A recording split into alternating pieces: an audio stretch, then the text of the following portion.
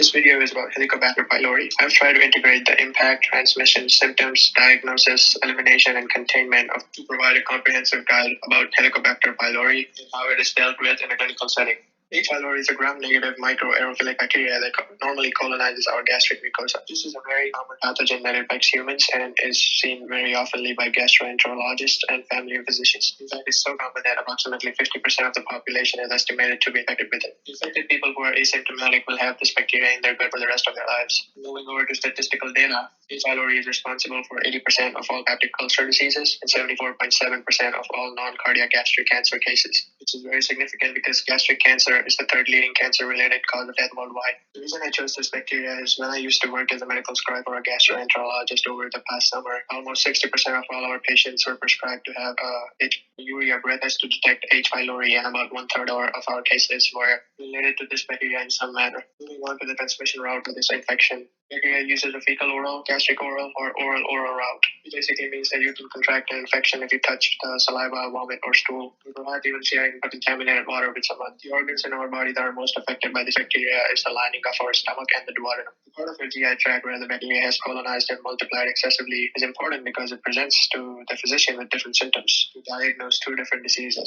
As an example, aching or burning pain in the stomach is a common symptom associated with H. pylori because it colonizes in the GI tract. But depending on the timing of your stomach ache or pain, the physician can differentiate between a peptic ulcer or a duodenal ulcer. So when H. pylori binds, breeds, and colonizes in our GI tract. So if the aching or burning pain in the stomach is right after eating or up when you lay down, then the infection is most likely in the stomach or the upper part of your small intestine. But if the ache or burning pain is more like 2 or 3 hours after eating, then there's a high chance that the infection is in the duodenum and it's duodenal also. The reasoning behind this is right after you eat, the pyloric sphincter is closed and all the stomach acid is inside the stomach. And therefore, there is more friction and movement of food particles in the stomach, and a peptic ulcer would hurt right after you eat. After 2 to 3 hours, that food is going to move to your duodenum. And the acidity and the friction in the duodenum is going to increase, and if your pain is occurring after 2 to 3 hours, that means the ulcer is in the duodenum. Some other common symptoms are excessive burping, nausea, bloating, loss of appetite, and unintentional weight loss. Along with the clinical signs and symptoms a patient presents with, a physician is going to use a diagnostic test before he presents a plan of treatment.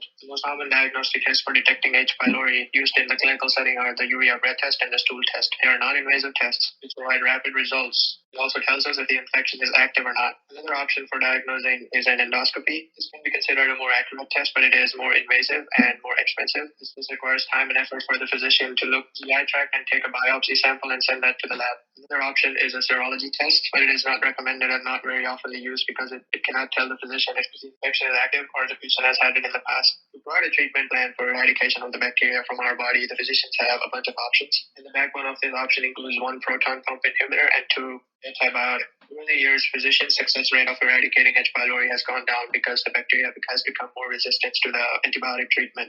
Depending upon drug interaction, allergies, and the symptoms of the patient, the combination of a proton pump inhibitor and 2 antibiotics. The most common one used in the US is omeprazole, which is a proton pump inhibitor, with clarithromycin and amoxicillin, which are both antibiotics. In case a patient has already taken either of the macrolides before, the macrolides include clarithromycin, azithromycin, and erythromycin. In this case, where a patient has used either of those before, there's a good chance that the bacteria is going to be resistant to this class of antibiotic. So the physician can choose another combination of antibiotics, which include levofloxacin with amoxicillin and a choice of proton pump inhibitor like omeprazole or intiprazole. Each of this treatment is given for 14 days, and the physician will recheck for an active infection using a urea breath test after typically 4 weeks.